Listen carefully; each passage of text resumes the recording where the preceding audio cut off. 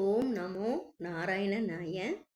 இதுக்கு முன்னாடி அதாவது வராகமூர்த்தியான பன்றி வடிவம் எடுத்து எப்படி இரணியாட்சகனை வதம் பண்ணாரு அப்படிங்கிற வராகமூர்த்தி அவதாரம் பார்த்தோம்.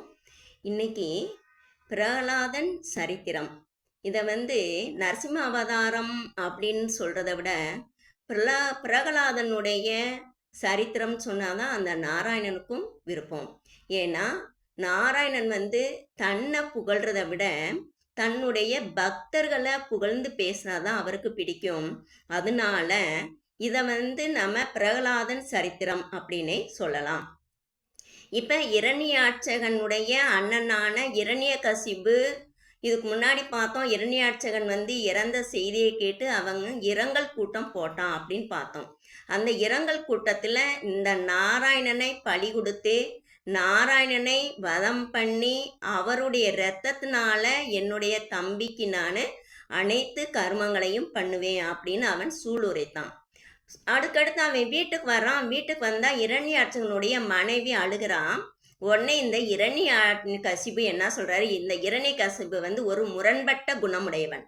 அங்கே அவ்வளவு சூளுரைச்சிட்டு இங்க அந்த இரணியாட்சகனுடைய மனைவிக்கு உபதேசம் பண்றான்.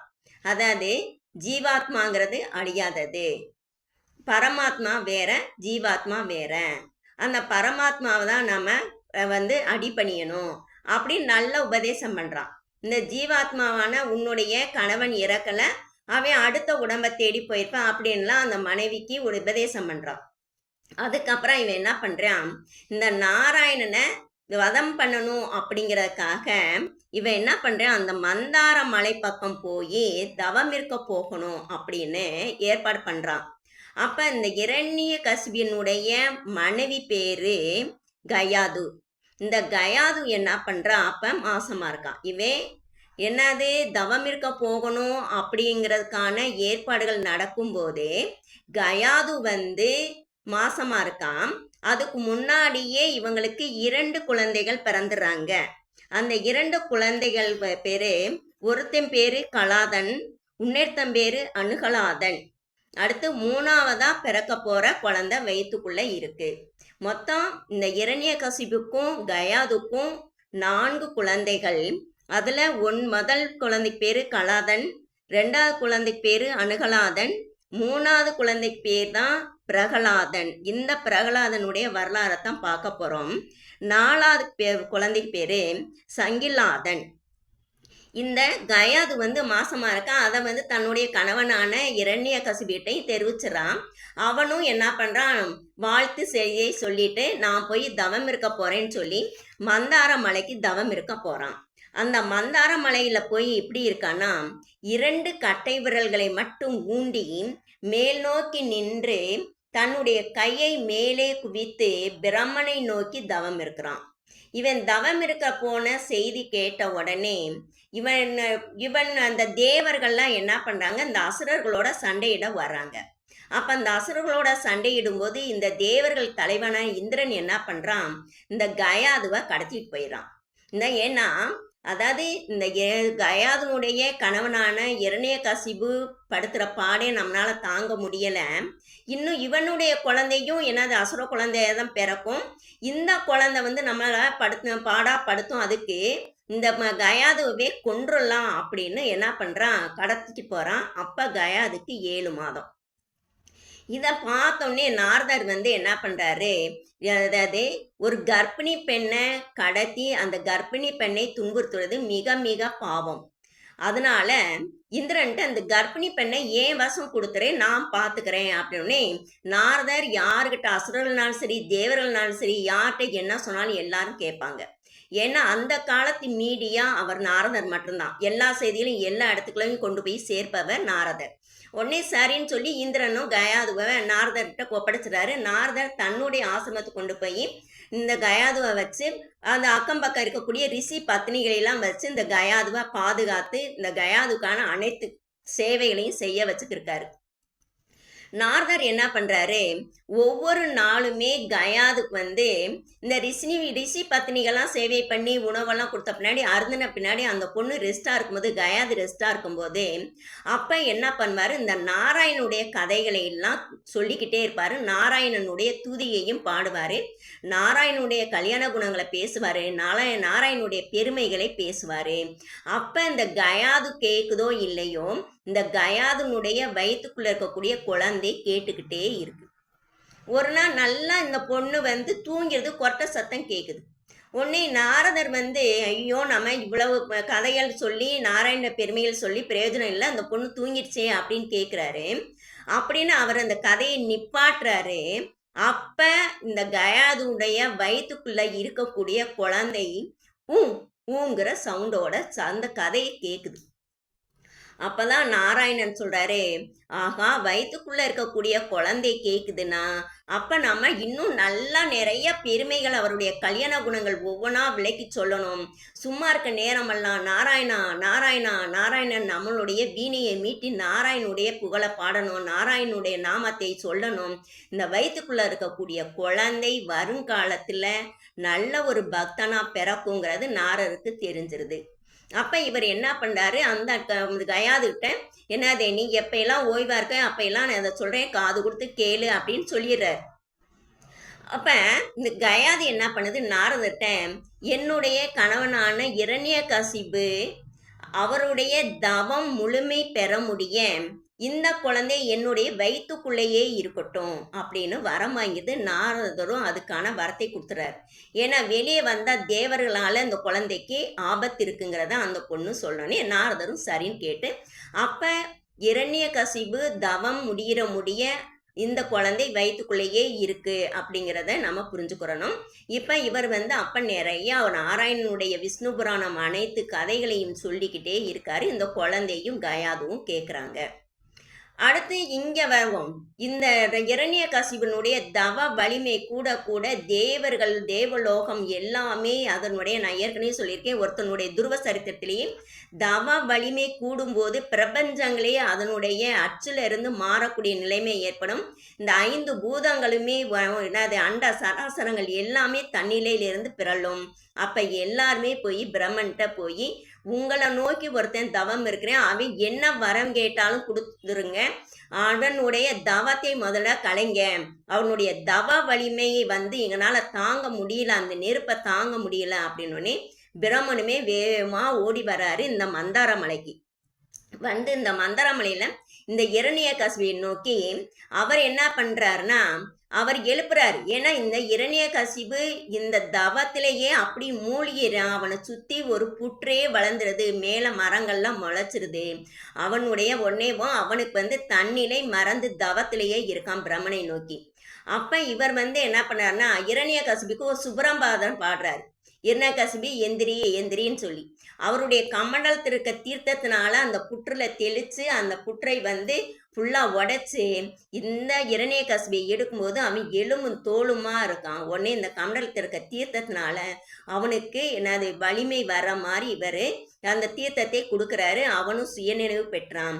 அப்ப இரண்யகசிபிட்ட உனக்கு என்ன வரம் வேணும், இவ்வளவு கடுமையான தவம் இருந்திருக்கையே அப்படின்னு கேட்கும்போதே அப்ப என்ன பண்றான் பிரம்மன்ட்ட இந்த இரண்யகசிபு ஒரு பெரிய 7 வகையான 7 பட்டியலே இடுறான்.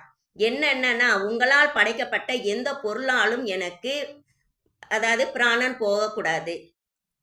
2வது வீட்டிற்குள்ளும் வெளியினாலும் சரி வெளியனாலும் சரி என்னுடைய இறப்பு நிகழக்கூடாது. அடுத்து பூமியிலையும் இருக்கக்கூடாது, வானத்திலையும் என்னுடைய இறப்பு இருக்கக்கூடாது. மனிதனும் என்னை வதம் பண்ணக்கூடாது, மிருகமும் வதம் பண்ணக்கூடாது. உயிருள்ள பொருளாலும் நான் சாகக்கூடாது, உயிரற்ற பொருளாலும் சாகக்கூடாது. பகலிலும் சாகக்கூடாது, இரவிலும் சாகக்கூடாது. இப்படி அவன் என்ன பண்றான், ஒரு பட்டியலே இட்டு இதனாலெல்லாம் நானே சாகக்கூடாதுங்கிற வரம் கேட்குறான். அப்ப என்ன பண்ணாரு பிரம்மன் வந்து சரி அப்படின்னு சொல்லிடுறாரு. ஏன்னா அவருக்கு வேர்த்து விறுவிறுத்து போயிடுது. இவன் பட்டியல் இட நல்ல வேளை இந்த அளவுலையாவது அவன் மூச்சு விட்டானேன்னு சொல்லி என்ன பண்றாரு, உனக்கு நீ கேட்ட வரத்தை நான் தந்துட்டேன்னு சொல்லிட்டு வேகமா அவரு கிளம்பிடுறாரு. அப்ப இவன் என்ன பண்றான், ஆகா இவ்வளவு பெரிய வரம் வாங்கிட்டோம், இனிமே நமக்கு இறப்பே கிடையாது அப்படின்னு என்ன பண்ணா அந்த நாராயணனை தேடி போறான். ஏன்னா இவனுடைய மனசு எல்லாமே நாராயணனை வதம் பண்ணணும். அப்ப நாராயணனை தேடி போறேன், பார்க்கடல் போறேன். பார்க்கடல் போனா அங்கே ஆதிசேஷன் இருக்காப்ல, கர்டன் இருக்காப்ல, விஸ்வசேனன் இருக்காரு, மகாலட்சுமி உட்காந்துருக்காப்ல. ஆனா நாராயணன் இவன் கண்ணுக்கு தெரியல, நாராயணன் காணும். உடனே அங்கே போய் நாராயணன் எங்கன்னு கேட்கும்போதே அப்போ அங்கே இருக்கிறவங்க விஸ்வசன் இவங்கெல்லாம் சொல்கிறாங்க, நாராயணன் உனக்கு பயந்துட்டு ஒளிஞ்சுக்கிட்டாரு அப்படின்றாப்புல. நாராயணன் போய் பயந்துட்டு ஒளிவாரா? அவர் தீயவர்களை வாழ வைக்கிறார்னா ஏதாவது ஒரு நல்ல பக்தனை நல்லவர்களை வெளி உலகத்திற்கு காட்டுவதற்காக தீயவர்களை வாழ வைக்கிறார். அப்ப அவன் நாராயணன் ஒளிஞ்சுக்கிட்ட மாதிரி இவனுக்கு ஒரு மாயை உண்டாக்குறானா, நம்ம வயிற்றுக்குள்ள அந்த கயாது வயிற்றுக்குள்ள இருக்கக்கூடிய அந்த பக்தனை வெளி உலகமே போற்றணுங்கிறதுக்காக என்னது தன்னை மறைச்சுக்கிறாரு. இவனுடைய மனசுக்குள்ள இருக்கக்கூடிய அந்த ஆத்மாக்குள்ள ஜீவாத்மாக்குள்ள இருக்கக்கூடிய பரமாத்மாக்குள்ள அவர் இருக்காங்கிறது இந்த முட்டாளுக்கு தெரியல. இவனை என்ன பண்ண, ஆகா நாராயணன் நமக்கு பயந்துட்டு ஒளிஞ்சுக்கிட்டானா, இனிமே அனைத்து உலகங்களுக்கும் நாம தான் தலைவன், எங்கனாலும் இனிமே நாராயணன் நாம ஒழிக்கக்கூடாது, யாகம் நடத்தக்கூடாது, எல்லா இடங்களையுமே இரண்யாய நமகன் தான் இருக்கணும், எல்லா இடங்களையும் என்னுடைய உருவச்சில தான் இருக்கணும் அப்படின்னு எல்லா இடங்களையுமே இவன் ஒரு பெரிய சட்டமே போட்டு கையெழுத்து போட்டுறேன். எல்லா இடங்களும் கோயிலெல்லாம் அடைக்கப்பட்டது, எங்கேயுமே யாகம் நடத்தக்கூடிய ரிஷிகளையெல்லாம் அடித்து நொறுக்கிறான், நல்லவர்களையெல்லாம் என்னதை விரட்டி அடிக்கிறான். அப்போ இவனுங்களுக்கு அசுரர்களுக்குனே ஒரு நீதி இருக்குது, அந்த நியதிப்படி வாழணும்னு என்ன பண்ண எல்லாத்துக்கும் சட்டம் போட்டுறான். எல்லா குருகுலத்திலுமே இரண்யாய நமகன்றான். இவனுடைய வரலாறு என்னவும் திரிக்கப்பட்ட வரலாறுகளையெல்லாம் எல்லா புத்தகத்திலையும் வச்சு குழந்தைகளெல்லாம் படிக்க வைக்கிறான். இது இங்கே நடந்துக்கிருக்கு. இவனுடைய தவம் முடிஞ்சோடனே அங்கே கயாதுக்கு குழந்தை பிறந்துருது. அந்த குழந்தைக்கு நாரதரே பிரகலாதன் பேர் வைக்கிறாரு. பேர் வச்சு 3 மாதம் முடிஞ்ச உடனே கயாதவையும் அந்த குழந்தையும் கூப்பிட்டு வந்து இந்த இரணியன்ட்ட கொடுத்து, இந்தாப்பா உன்னுடைய மனைவி உன் குழந்தைய பத்திரமா உன்கிட்ட ஒப்படைச்சிட்டேன், இந்த குழந்தைக்கு பேர் பிரகலாதன் நான் பேர் வச்சிருக்கேன் அப்படின்னு சொன்னனே அவன் இரணிய கசிப்புவும் சந்தோஷமா தான் பிள்ளைய வாங்கிக்கிறான், மனைவியையும் சந்தோஷமா ஏற்றுக்கொள்றான். அப்ப இந்த பிரகலாதனுக்கு 5 வயசு ஆகுது. 5 வயசு ஆனோடனே இந்த பிரகலாதனை என்ன பண்றாப்ல, குருகுலத்துக்கு அனுப்புறாப்ல. அந்த குருகுலத்துல இந்த அசுரர்களுக்குனே இருக்கக்கூடிய குருவுக்கு பேரு சுக்கராச்சாரியார். சுக்கராச்சாரியாருடைய பேரு சண்டன் மர்கன். இந்த 2 பேருமே அந்த குருகுலத்துல ஆச்சாரியர்களா இருக்காங்க. அந்த குருகுலத்துல இந்த குழந்தைய பிரகலாதனை படிக்க அனுப்புறான். இவனவே பிரகலாதனுமே என்ன பண்றான், ஆகா நம்ம வயிற்றுக்குள்ள இருக்கக்கூடிய நாராயணன் நாமம் எங்கேயும் ஒழிக்கும், அவருடைய பெருமைகள் கேட்கலாம், அவருடைய சரித்திரங்களை படிக்கலாம், சந்தோஷமா போறான் குருகுலத்துக்கு. ஆனா அங்க என்ன நடக்குதுன்னா, முதல்ல கடவுள் வாழ்த்தே இரண்யாய நமக அப்படின்னு பாட ஆரம்பிக்கிறாங்க. உடனே இவனுக்கு என்ன பண்றான், ஐயோ நம்ம அப்பாவுக்கு மரியாதையை செலுத்த வேண்டியதான், ஒரு அரசனுக்குரிய மரியாதையை கொடுக்க வேண்டியதான், ஆனா அவரை போய் போற்றி புகழ்ந்து பாடுறாங்களே, அப்ப இது தப்பேன்னு சொல்லி என்ன சொல்றேன், அவன் நாராயணாய நமக அப்படின்றான். உடனே சண்டனும் மருகனும் இந்த குரல் எங்கிருந்துடா வருதுன்னு பார்த்தா பிரகலாதன் வாயிலிருந்து வருது. அப்ப பிரகலாதனை அவங்க அடிக்கவும் முடியலை, ஏன்னா இளவரசன். உடனே இவங்க நீ இப்படி சொல்லக்கூடாது, இரணியாய நமக சொல்லு, இரணிய கசிபு நமக சொல்லு அப்படின்னு சொல்றாங்க. ஆனா அது எல்லாத்துக்குமே பிரகலாதன் நாராயண நமகன்னு சொல்றான். அப்படி இல்லைன்னா அவன் பாட்டுக்கு ஒரு ஓரமா போய் தியானத்துல உக்காந்துறான். அந்த 5 வயசு பையன் தியானத்துல உக்காந்துறான். உடனே இதை இப்படி விட்டோம்னா நமக்கு ஆபத்துன்னு இந்த சண்டனும் மருகனும் போய் இரணிய கசிபிட்ட சொல்றாங்க, அரசே பிரகலாதன் எங்களுடைய சொன்னபடி கேட்கல அப்படின்னு. உடனே பிரகலாதனை வர சொல்றாப்ல. வர சொல்லி அவனை தடவி கொடுத்து உச்சி மோந்து மடியில உட்கார வச்சு, நீ என்னப்பா படிச்ச, அந்த உலகத்திலேயே நாம் செய்யக்கூடியது என்ன அப்படின்னு கேட்குறாப்ல. உடனே பிரகலாதன் சொல்றாப்ல, நாம் செய்ய வேண்டியது நாராயணனுடைய பாதங்களை பிடித்து சரணாகதி அடைவதுதான் அப்படின்றா. உடனே இரணிய கசிப்புக்கு பெரிய ஆச்சரியம், என்னடா 5 வயசு பையன் நாராயணன் கால்களை பிடிச்சு சரணடைவதுன்றான், இவன் யாருடா அப்படின்றான். உடனே பிரகலாதன், அப்பா அடியேன் பிரகலாதன்றாப்ல. உடனே இங்க பாரு, நீ நாராயணங்கிற வார்த்தையே நம்ம காதுல விழுவக்கூடாது. நாராயணன் நம்ம அசுர குலத்துக்கே எதிரி. உன்னுடைய சித்தப்பாவை கொன்னவன். அவனை பழிதீக்கணும் தான் நான் அலையிறேன். அதனால நாராயணுங்கிற வார்த்தை இனிமே உன் வாயிலிருந்தே வரக்கூடாது. நீ மறுபடியும் குருகுலத்துக்கு போன்னு அனுப்பி வைக்கிறாப்ல. அங்க குருகுலத்துக்கு போனா அங்க வந்து இந்த சண்டனும் மர்கனும் என்ன பண்றாப்புல, எப்பயாவது அவங்க சிறுநீர் கழிக்கவோ ஏதோ ஒண்ணுக்கு வெளியே போனா உடனே எல்லா குழந்தைகளையும் கூப்பிட்டு நாராயண நாமங்களவே சொல்ல வச்சிடாப்ல. நாராயண நாம நமக, நாராயணா நமகன்னு சொல்லி நாராயண நாமங்களை சொல்ல வைக்கிறாப்ல. நாராயண பெருமைகளை சொல்ல வைக்கிறாப்ல. நாராயணுடைய குணங்களை சொல்ல வைக்கிறாப்ல. அப்ப அந்த குழந்தைகளுக்கெல்லாம் இந்த சண்டனும் மர்கனும் சொல்றதை விட இந்த பிரகலாதன் சொல்றது ரொம்ப நல்லா இனிக்கே, நல்லா நமக்கு ருசிக்குது, இனிக்குது, கேட்க முடியுது, இது நல்லா மனசுல பதியுது. எல்லாருமே நாராயண நமக, நாராயண நமகன்னு சொல்ல ஆரம்பிச்சுறாங்க. இதை சண்டனும் மர்கனும் வந்த உடனே கேட்டுட்டு இன்னும் இது வந்து நம்மனால முடியாதுன்னு சொல்லி பிரகலாதனை கொண்டு போய் இரண்ய கசிபிட்டையே ஒப்படைச்சுறாங்க. உடனே இரண்ய கசிபே, எப்பா மகனே, சரி நான் வந்து அன்னைக்கு கேட்டது தப்பு, ஏன்னா உன்கிட்ட பெரிய வார்த்தை கேட்டுட்டேன். இப்ப படித்ததில் பிடித்தது எது? ரெண்டே வார்த்தை தான், படித்ததில் பிடித்தது எது அப்படின்னு கேட்குறப்ப அப்பையும் இந்த பிரகலாதன் சொல்றாப்ல, படித்ததில் பிடித்தது நாராயண நாமம் அப்படின்றாப்ல. உடனே இந்த இரண்ய கசிபுக்கு கோபம் வருது, சீருறான், வெகுண்டு எழுகிறான், அந்த குழந்தைய கீழே தள்ளி விடுறான், இவ்வளவும் பண்றான். இன்னும் இந்த குழந்தைக்கு வந்து அந்த சண்டன் மர்கன்ட்ட பயமுறுத்தி இந்த அதாவது அச்சுறுத்தல் மூர்த்தி இவனை வந்து நாராயண நாமத்தை மறக்கடிக்கணும், என்ன செய்வீங்களோ செய்ய தெரியாது, அடிச்சாலும் சரி இவனை கொன்னாலும் சரி இவன் மனசுல இருந்து அந்த நாராயண நாமத்தை எடுத்துருங்கன்னு சொல்லி அனுப்புறாப்ல. சரின்னு இந்த சண்டனும் மர்கனும் வந்து கட்டி போட்டு என்னவோ பண்றாங்க. இந்த பிரகலாதன் வந்து என்ன அதை நாராயண நாமத்தை ஒழிச்சுக்கிட்டே இருக்காப்ல.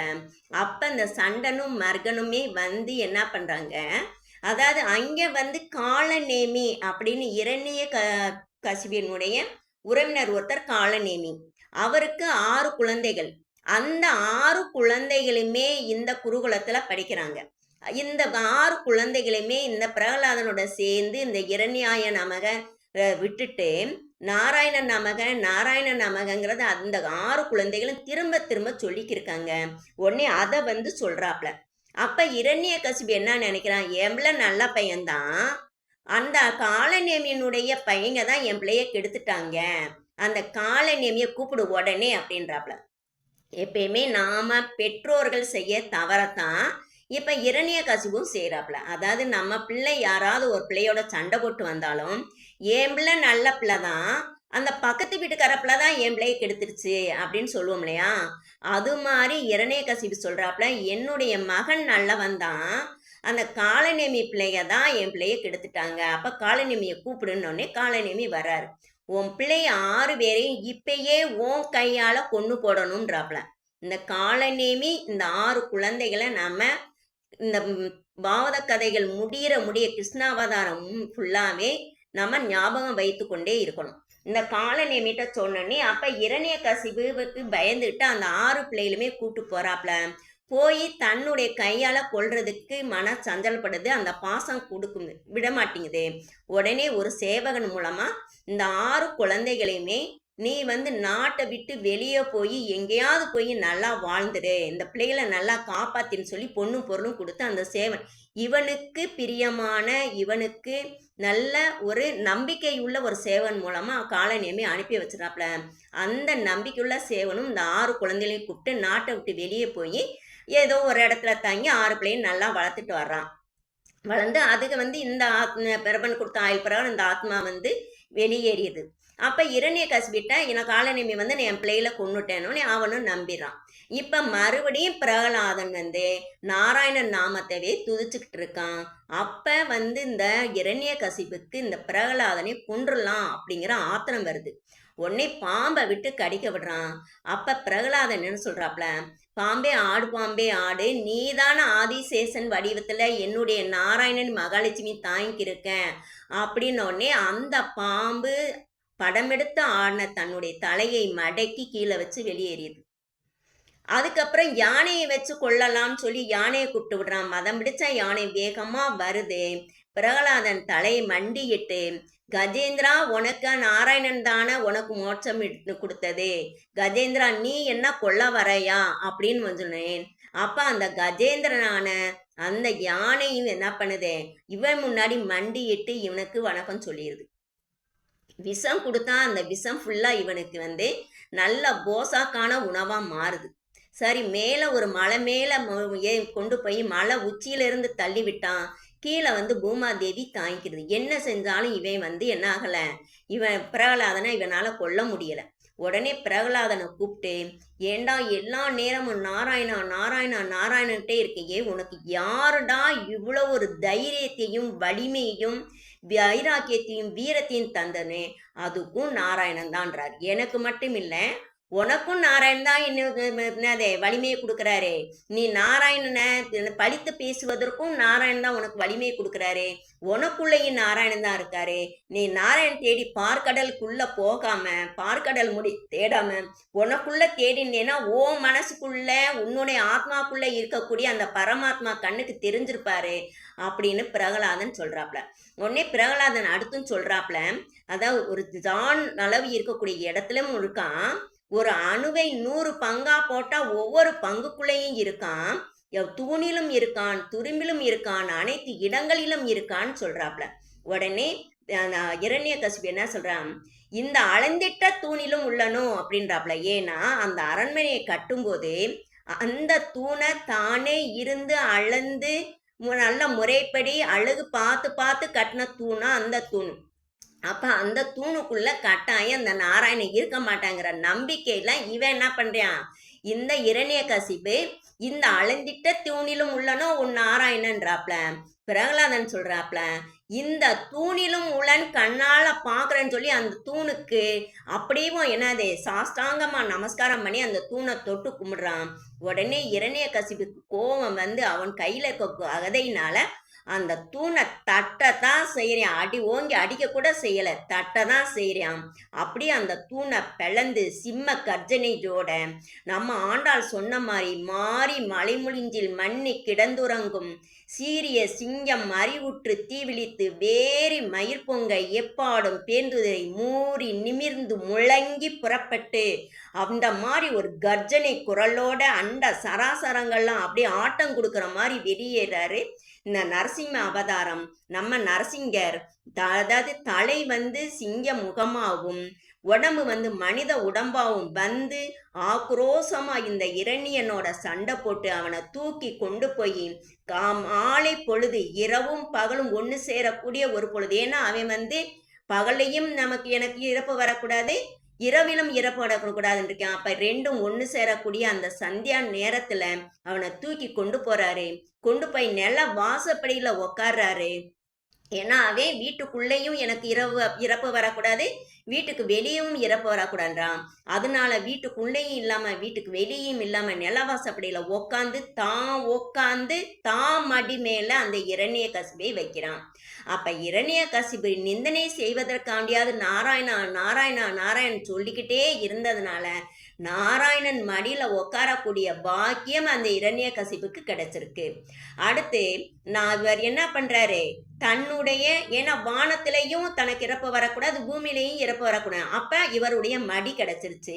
தன்னுடைய நகங்களால அவருடைய வயிற்றை கிழிச்சு அந்த குடலை எடுத்துடுறாரு. அப்ப அவனுடைய வதம் முடியுது. அப்ப நகங்களால கிழிச்சதுனால உயிரற்ற பொருளாகவும் சொல்லலாம், உயிர் உள்ள பொருளாகவும் சொல்லலாம். ஏன்னா நகம் வளருது, உயிருள்ள பொருள். நகத்தை வெட்டும் பொழுது வலிக்கல, அப்ப உயிரற்ற பொருள். அடுத்து இவன் என்ன பண்றான், நமக்கு அதாவது மனிதனாலையும் எனக்கு இறப்பு வரக்கூடாது, மிருகத்தினாலையும் இறப்பு வரக்கூடாது. சிங்க முகமாவும் மனித உடம்பாவும் அவனை வதம் பண்றாரு. வதம் பண்ணி அந்த ஆக்ரோஷத்தோடு அவர் என்ன பண்றாரு, அவர் அதாவது பொதுவாகவே நம்ம யாரோடைய சண்டை போட்டாலோ கோபம் வந்தாவோ உடனே நம்ம கடங்காது. அந்த கோவ கனல் அவருக்கு தீப்பிளம்பா இருக்கு. அதோட கர்ஜனை இட்டுட்டு அங்கே இங்கேயுமே அலமுதுறார். தேவர்கள்லாம் பயப்படுறாங்க. உள்ள மகாலட்சுமியுமே கொஞ்சம் இதுதான் என் புருஷனா, என் புருஷன் ஏன் இவ்வளோ கோவத்தா இதோட இருக்காருன்றாப்ப. அப்ப சிவபெருமான் இந்த கோவத்தை அடக்குவதற்காக சரபோஜிங்கிற ஒரு பறவை வடிவத்துல கீழே இறங்கி வர்றாரு. அப்ப கொஞ்சம் கோவம் தனியுது.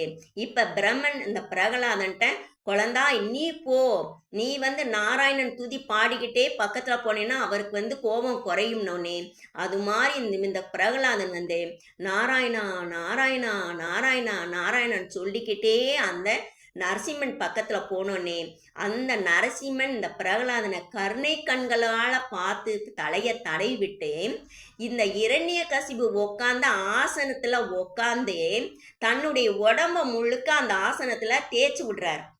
ஏன்னா இந்த இரண்யகசிபுனுடைய உள்ளம் உடம்பு எல்லாமே தீய எண்ணங்கள். அந்த தீய எண்ணங்களோட அவன் அந்த ஆசனத்துல உக்காந்தது, அப்ப அந்த ஆசனமும் தீய ஒரு எண்ணங்களோட தான் இருக்கும். அதனால அந்த தீய எண்ணங்களுடைய அந்த பிரபஞ்சத்துல பதியப்பட்டது எல்லாமே இவர் என்ன பண்றாருன்னா, இந்த நரசிம்மன் தான் உக்காந்து அதையெல்லாம் உள்ளிழுத்துக்கிட்டு தன்னுடைய நற்குணங்கள், தன்னுடைய குணங்கள், தன்னுடைய பெருமைகளால அதை சீர்படுத்துறாரு.